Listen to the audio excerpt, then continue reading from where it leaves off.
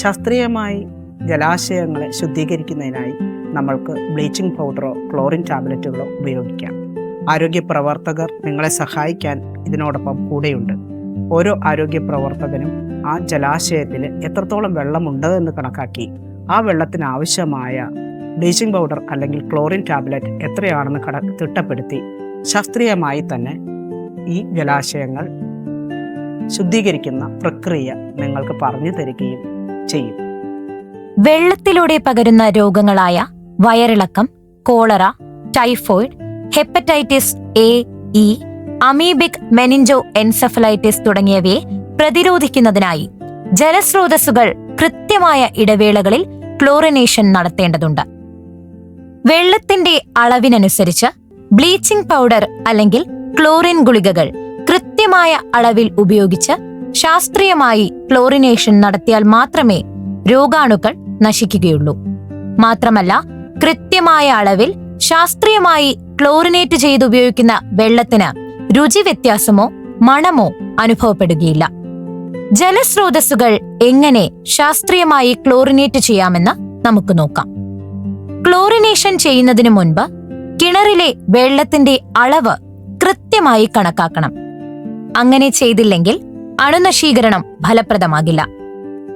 കിണറിലെ വെള്ളത്തിന്റെ അളവ് കൃത്യമായി കണക്കാക്കുന്നതിനായി ആദ്യം കിണറിന്റെ വ്യാസം എത്ര മീറ്റർ ഉണ്ട് എന്ന് നോക്കണം.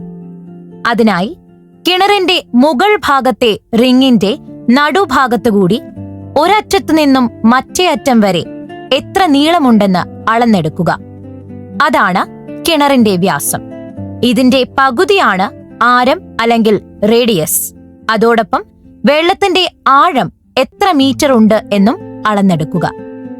അതിനായി ബക്കറ്റ് കിണറിന്റെ അടിഭാഗത്ത് മുട്ടിച്ച ശേഷം കയറിന്റെ നനവ് അടയാളപ്പെടുത്തുക. അതുമുതൽ ബക്കറ്റിന്റെ താഴെ വരെയുള്ള നീളം എത്ര മീറ്റർ ഉണ്ടെന്ന് കണക്കാക്കുക. തുടർന്ന് 3.14 ഇൻറ്റു ആരം അല്ലെങ്കിൽ റേഡിയസ് ഇൻറ്റു ആരം ഇൻറ്റു ആഴം ഇൻറ്റു 1000 എന്ന സൂത്രവാക്യം ഉപയോഗിച്ച് കിണറിൽ എത്ര ലിറ്റർ വെള്ളമുണ്ടെന്ന് കൃത്യമായി കണക്കാക്കാവുന്നതാണ്. സാധാരണ ക്ലോറിനേഷൻ നടത്തുന്നതിന് 2.5 ഗ്രാം ബ്ലീച്ചിംഗ് പൗഡറാണ് 1000 ലിറ്റർ വെള്ളത്തിന് വേണ്ടി ഉപയോഗിക്കേണ്ടത്. വെള്ളത്തിന്റെ അളവ് കണക്കാക്കിയ ശേഷം അതിന് ആവശ്യമായ ബ്ലീച്ചിംഗ് പൗഡർ ഓരോ 1000 ലിറ്ററിനും 2.5 ഗ്രാം വീതം, അതായത് 1 ടീസ്പൂൺ എന്ന കണക്കിലെടുത്ത് ഇതിൽ അല്പം വെള്ളം ചേർത്ത് കുഴമ്പു രൂപത്തിലാക്കണം. നന്നായി കുഴമ്പു രൂപത്തിലാക്കിയ ശേഷം ഒരു പ്ലാസ്റ്റിക് ബക്കറ്റിന്റെ 1/4 ഭാഗത്തോളം വെള്ളം ഒഴിച്ച് അതിലേക്ക് തയ്യാറാക്കിയ കുഴമ്പ് ചേർത്ത് നന്നായി ഇളക്കിയ ശേഷം 10 മിനിറ്റ് ബക്കറ്റ് അനക്കാതെ വെള്ളം തെളിയാനായി വയ്ക്കുക. തെളിഞ്ഞ ലായനിയിൽ ക്ലോറിൻ പൂർണ്ണമായും ലയിച്ചിരിക്കും. ഇനി കിണറിലെ വെള്ളം കോരുന്ന ബക്കറ്റിലേക്ക് ഇതിൽ നിന്നും തെളിഞ്ഞ ലായനി ഒഴിക്കുക. തുടർന്ന് ഈ ബക്കറ്റ് കിണറിന്റെ താഴെ വരെ എത്തിച്ച് ശക്തിയായി ഉയർത്തുകയും താഴ്ത്തുകയും ചെയ്ത് കിണറിലെ വെള്ളത്തിൽ ബക്കറ്റിലെ ക്ലോറിൻ ലായനി നന്നായി കലർത്തുക. 1 മണിക്കൂറിന് ശേഷം കിണറിലെ വെള്ളം ഉപയോഗിക്കാവുന്നതാണ്.